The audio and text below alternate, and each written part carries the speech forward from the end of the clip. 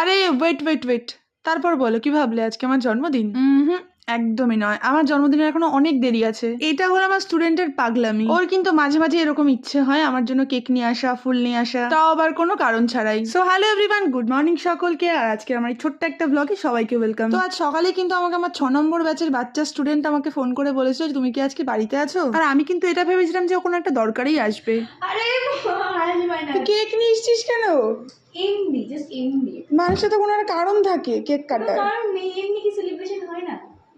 এমনি এমনি সেলিব্রেশন হয়। হ্যাঁ, এমনিও করা যায়। আর এদিকে আমি ভেবেছিলাম যে ও হয়তো কোনো প্রোডাক্ট কিনে সেটা দেখাবে, বা কিছু মনে পড়ছে না বা কিছু বুঝতে পারছে না, তার জন্য হয়তো আসবে আমার কাছে। কিন্তু কোনো কারণ ছাড়াই কেক নিয়ে চলে এসেছে, মানে কি ধরনের এটা ভাই। তবে আমি কিন্তু অনেক বেশি খুশি হয়েছিলাম। আর এত ভালোবাসা কোথায় রাখবো বলো? অনেক বছর আগে কেউ তো আমার জন্মদিনটা মনে রাখতো না, কিন্তু এখন আমি বছরের জন্মদিনে যে কটা করে কেক কাটি তার কোনো হিসেব নেই। আজ আমি এইখানে তার একমাত্র কারণ হলো আমার বর। থ্যাংক ইউ বর, আমার জীবনে